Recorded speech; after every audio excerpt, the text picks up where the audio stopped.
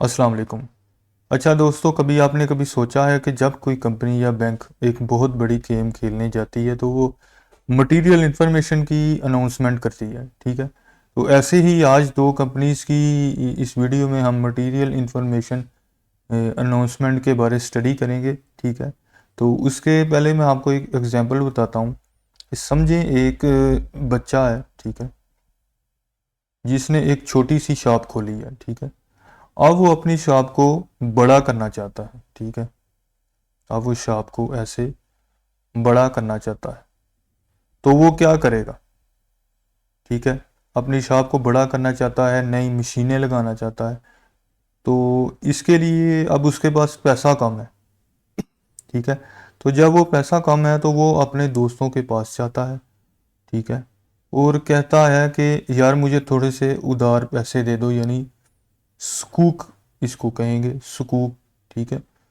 وہ ادھار پیسے لے لے گا اور وہ کہتا ہے کہ اگر میں ادھار پیسے نہ دے سکا، ٹھیک ہے، واپس نہ کر سکا تو اپنی شاپ کے تمہیں تھوڑے سے شیئرز دے دوں گا، ٹھیک ہے؟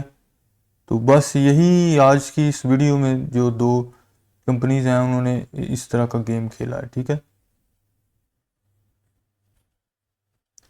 تو سب سے پہلے بات کر لیتے ہیں بینک اسلامی کی، ٹھیک ہے؟ یہ مٹیریل انفارمیشن اناؤنسمنٹ انہوں نے کی ہے 16 اپریل کو، ٹھیک ہے، 16 اپریل کو۔ تو 16 اپریل میں اس کو سٹڈی کر لیتے ہیں کہ اس میں انہوں نے کیا کہا۔ تو بینک اسلامی نے اناؤنسمنٹ کی ہے کہ وہ اپنے 5 بلین روپیز، ٹھیک ہے، کتنا جی؟ 5 بلین، یہ دیکھیے 5 بلین روپیز، ٹھیک ہے، کا سکوک ایشو کر رہے ہیں۔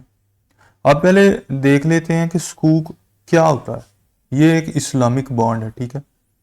تو اس کا کرنے کا مقصد یہ ہوتا ہے تاکہ بینک کا کیپٹل بڑھے، ٹھیک ہے؟ تو اگر بینک کو کبھی ضرورت پڑی، ٹھیک ہے، تو یہ اچھا اس میں اب ایک ٹویسٹ ہے، ٹھیک ہے، یعنی جو آج وہ ادھار دے رہا ہے وہ کل بینک کا مالک بھی بن سکتا ہے، ٹھیک ہے؟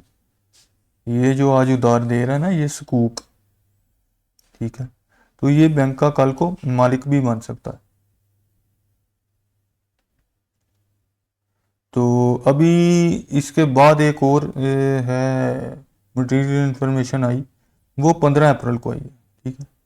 اس میں یہ کیا ہوا ہے، یہ جی جی ایل کی ہے، ٹھیک ہے؟ جی جی ایل نے بھی ایک دھماکہ کیا ہے، انہوں نے ایک نئی کمپنی بنائی ہے، ٹھیک ہے؟ یہ دیکھیے، اس کو بھی ہائی لائٹ کر لیتے ہیں، G3REIT مینجمنٹ لمیٹڈ، ٹھیک ہے؟ REIT کیا ہے، ٹھیک ہے؟ سمجھیں ریئل اسٹیٹ کا میوچل فنڈ، ٹھیک ہے؟ تو جی جی ایل اب کمرشل اور ریزیڈینشیل بلڈنگز کے بزنس میں آفیشیل گھس گیا ہے، ٹھیک ہے؟ یہ ایک بڑی زبردست چیز ہے، ٹھیک ہے؟ اور 50 ملین جو پاک روپیز سے اس نے سٹارٹ کیا، یہ دیکھیں 50 ملین پاک روپیز سے۔ تو اس کا مطلب ہے جی جی ایل صرف اب گیس کیمیکلز تک محدود نہیں رہا، اب وہ آپ کے گھروں اور پلازوں سے بھی پیسہ کمائے گا۔ تو یہ بڑا زبردست اس نے ایک چھکا لگایا ہے، ٹھیک ہے؟ تو اب بات کرتے ہیں ہمیں انویسٹرز کے کیا کرنا چاہیے، ان کو کیا گیم پلان کرنا چاہیے۔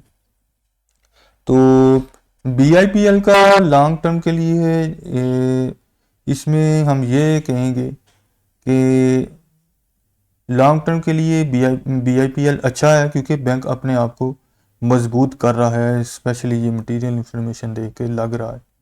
لیکن یاد رکھیے گا کہ کنورژن کی وجہ سے فیوچر میں شیئرز کی تعداد بڑھ سکتی ہے، یہ آپ یاد رکھیے گا۔